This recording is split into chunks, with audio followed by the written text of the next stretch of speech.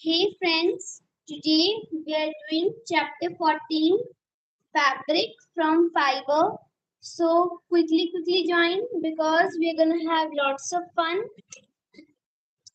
and learn very much new things.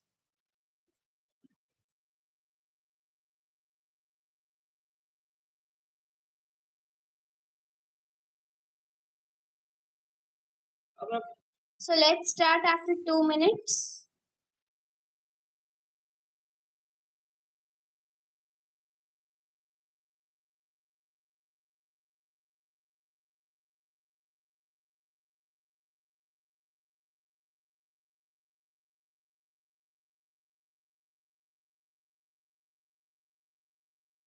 So friends, let's start with the chapter now. We need clothes to protect ourselves from heat, cold, rain, and germs. Yes, it is true that we need clothes to protect ourselves from heat, cold, rain, and germs. So, let's move to the next line. Only human beings wore clothes which were made up of plant leaves or animal skin. So, early human beings wore clothes which were made up of plant leaves and animal skin. So now let's read our second para. Nowadays, clothes are generally made from long threads called fibers. So what happens nowadays? Clothes are generally made up of long threads known as fibers. And these fibers are either woven or they are knitted to make a fabric. Alright? To make a fabric. Now, the fabric is used for making clothes. Now, we all know that this fabric is used for making clothes. Now, which we wear. The nature of clothes that we need to wear varies from season to season and from place to place. We all know that if if we wear a half sleeve t-shirt in summer and we also wear a full sleeve t-shirt in winter because we are changing our clothes from season to season. And if we are currently in UP, here is summer. And if we move to Himalayas, there will be winter. So we have to change our clothes. So that's what it means from season to season and from place to place. So now let us learn more about of different types of fibers. Okay, let's read our do you know? The word sari. Where does the word sari comes from? It comes from a Sanskrit word known as which just means clothes. Saris were the first mentioned in the Vedas way back in the 600 BC. Okay, so now let's move on to our next page, which is telling us about different type of fibers, which are natural and synthetic fibers. So now guys, what are natural and synthetic fibers? You can just identify them from the name. Natural fibers are the fibers that we get from nature and synthetic fibers are the fibers which are made by man or we can say artificial. So let's read. Fibers can be classified into mainly two types, okay? Which are natural fibers and synthetic fibers. This classification is based on their sources. So this classification is based on their sources. Natural fibers. Fibers which are obtained from natural resources. Natural fibers are the fibers which are obtained from natural resources, which is mainly plants, animals, and these are natural fibers. So our second point is fibers obtained from plants are called plant fibers. This is a very important topic. Now, fibers which are obtained from plants are called plant fibers. So some examples are cotton, jute, coir, linen are all plant fibers. Okay, and obviously the fibers obtained from animals, it will be animal fibers. So example of animal fibers are wool, silk are animal fibers. So natural fibers we have read. Now let us learn more about these types of fibers. Let us learn more about cotton, jute, coir, linen, wool and silk. So now let's start. Cotton. It grows in. It grows on plants. We all know it grows on plants. Cotton plants grow well in black soil. They grow well in black soil. Black soil is fine as it remains dry from the top but retains moisture inside. What happens in black soil? It remains dry from the top but it has moisture inside it. So now, this helps the plant to grow. Warm and humid climates having temperature over 16 degrees Celsius provide the most suitable conditions for the growth of cotton plant. So the black soil helps the plants to grow. The functions of the black soil. Now, at what temperature would a cotton plant live? It would live in a warm and a humid climate. A warm and a humid climate, which would have temperature over 16 degrees Celsius. Okay. They provide the most suitable conditions for the growth and living for a cotton plant. Now let's move to the second para of cotton plant. Cotton is obtained from the fruit called balls. So this is easy.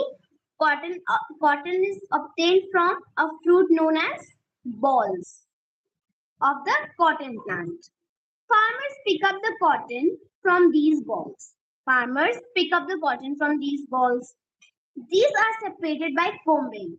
Now, this combing has a different meaning. It means separating the fine particles of cotton by spinning it at a high speed. Now, let's move on to our next one, which is jute. Jute is also obtained from a plant. It is also obtained from a plant. It is also known as the golden fiber. It is also known as a golden fiber because of the color. Because of the color of jute, it is almost goldenish. So next, it is obtained from the bark of jute plant which grows well in alluvial soil. So it is obtained from the bark of a jute plant which grows better and nicely in alluvial soil.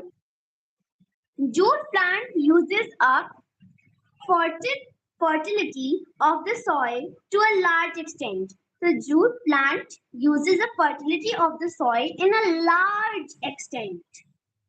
Fresh soil is therefore needed every year for growing jute plants. So we need fresh soil every year to grow jute plants. There, jute is. So what is jute? Jute is used for making ropes, gunny bags, carpets and mats among many other things. So jute is used for making, you can make ropes, you can make bags, you can make carpets, and you can make mats and so many other things. Now, let us move on to our third topic, which is coir. Now, what is coir? It is obtained from the outer covering of a coconut, which does not require very fertile soil for its growth. So, it is obtained from the outer covering of a coconut and it does not require very fertile soil for its growth. So, red and yellow soil is suitable for growing coconut. So, red and yellow soil is suitable for growing a coconut plant. So what is coir used for? It is used for making ropes, foot mats, and mattresses, and etc. So many more.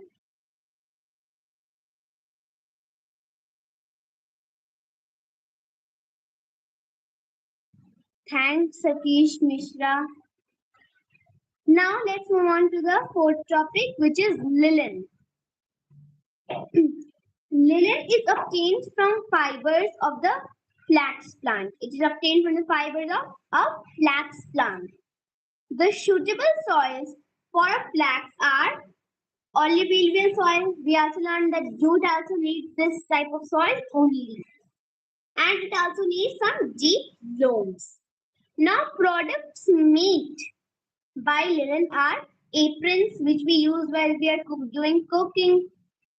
We can also make bags, we can make towels, we can make bed covers, we can make aprons, or we can make clothes.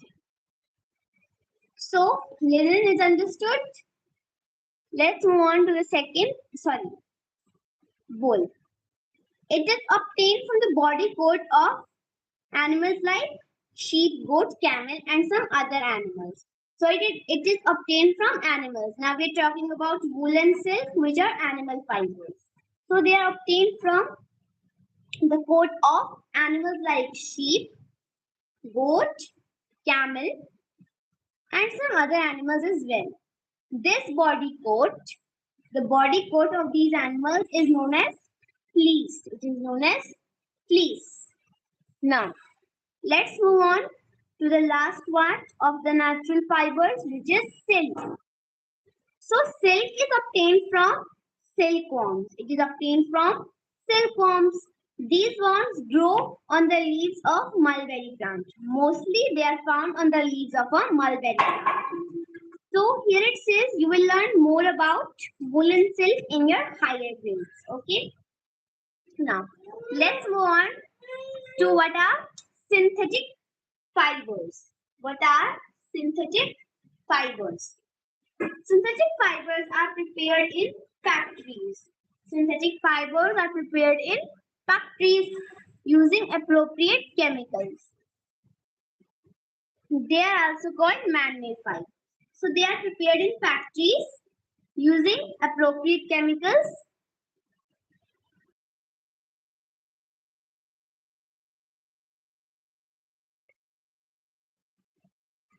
They are also known as man-made fibers. Another name for them is man-made fibers. So nylon, trilene, and rayon are some of the examples of such synthetic fibers. So examples are nylon, trilene, and rayon are some examples of synthetic fibers. Synthetic fibers are better than natural fibers. Mostly they are considered better than natural fibers in some respects, as they are stronger, they are wrinkle free, they have a fast color, they do not shrink, and they are not spoiled by moths, the insects. So now let's read our do you know? Nylon was prepared for the first time by scientists in New York and London. Okay, simultaneously, therefore, the name nylon was given to the fiber where NY stands for New York and LON stands for London. So we learned a new thing, NY for New York and LON for London. Now, let's reach our last topic, which is production of clothes.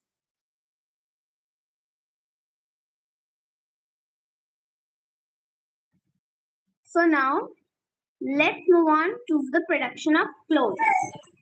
Now, let us learn the basic details of the process of making clothes. We are going to learn the basic details of making clothes. The complete process of making clothes from its raw materials involves various steps.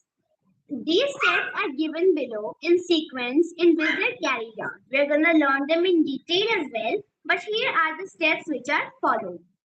First, they collect fibers, then spinning is done, then weaving is done, then tailoring is done, then finishing is done, then printing is done, and then dyeing. Or we can simply say collecting fibers, spinning, weaving, dyeing, printing, finishing, tailoring. This is in order, and here I did it without order. Now, let us learn about these steps one by one. We're going to learn about these steps. First, we'll start order-wise with collection of fibers. First, they collect fibers from different sources. For example, cotton is collected from cotton bolls. Wool is collected from the fleece of sheep. So here you can also see the picture of some people collecting fibers. Now, after collecting fibers, spinning is done. Fibers are first made into long thread-like strands. So first they are made into long threads like strands. These are then spun together to form yarn. Then these are spun together which form yarn. This process of making yarn from fibers is called spinning. The process of making yarns from fibers is called spinning. A simple device used for spinning is chakra. Now, the second process.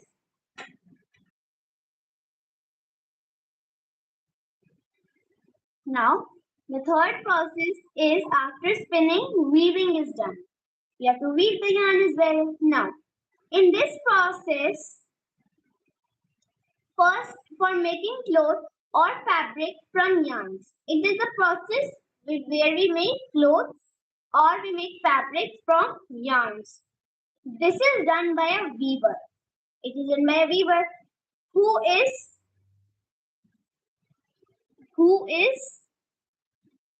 a picture of attentiveness and concentration while using his weaving machine. So a weaver has to fully focus and has to concentrate while he or she is doing yarning or weaving, and his machine is known as weaving machine.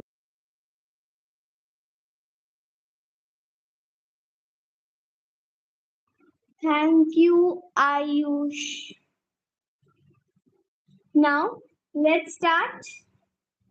Now the weaving machine. This machine is mostly known as a loom.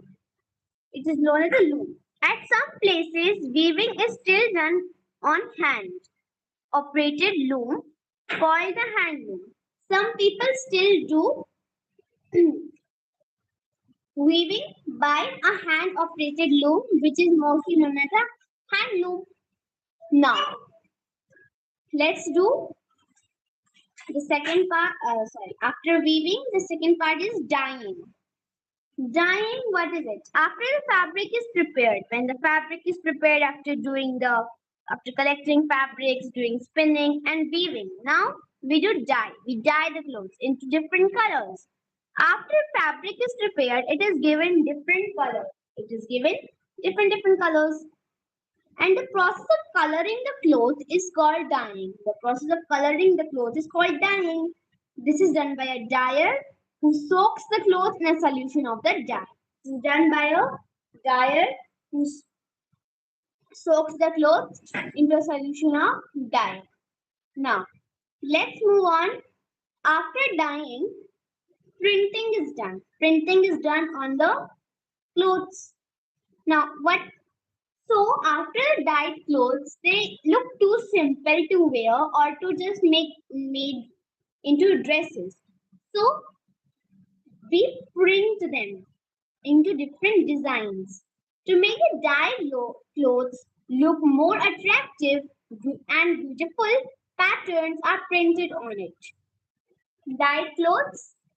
After dyeing the clothes, they need to look a little bit attractive, so beautiful patterns are printed on them. This is done by a printer, either by hand or by using a machine. It is done by a printer.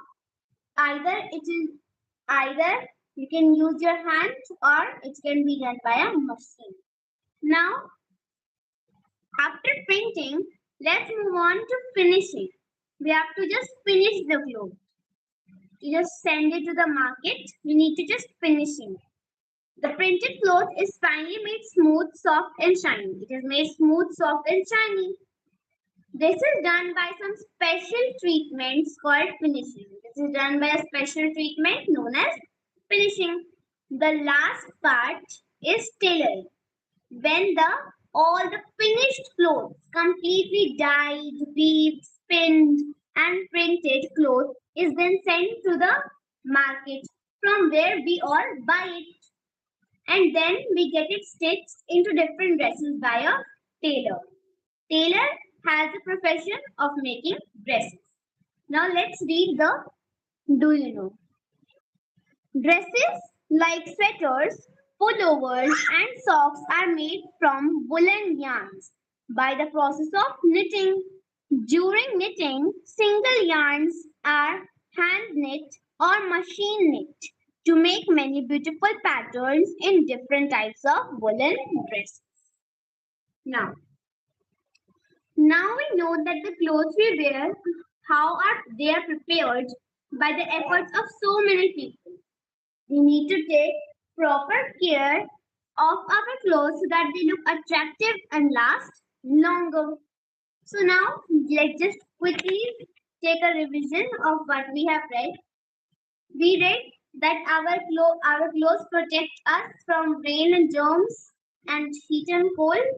Early humans wore the clothes of made from plant leaves and animal skin. Clothes are generally made from fibers and then they are knitted to form fabric. We have to change our clothes according to the season and place. And here we have two types of fibers, which are natural and synthetic. Natural fibers are made by nature. Cotton, jute, coir, linen, wool, and silk. So, synthetic fibers, they are prepared in factories using chemicals. They are also called man-made fibers. Nylon, terline, rayon are some examples. Synthetic fibers are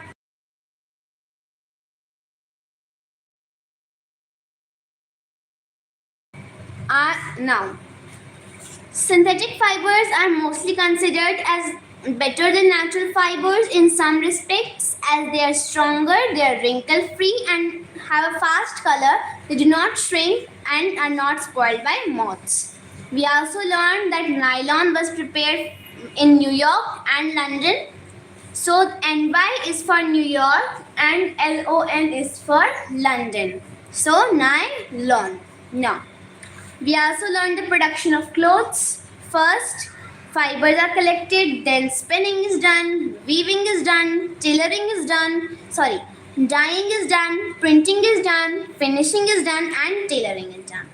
First, they collect fibers, then they spin it to form long threads, then they weave it to form a cloth, then they dye it in different colorful colors, then they print colorful and beautiful designs on it, then they finish it to make it smooth, soft, and shiny. Then they send it to the market where we buy it, and it is stitched by the tailor. And sweaters, pullovers, socks are made by the process of knitting. And now we also know how clothes are prepared with the efforts of so many people. So that's why we need to take proper care of our clothes so they look attractive and last longer. So friends, I hope you liked this video and just stay tuned for more. That's it for now. Bye bye.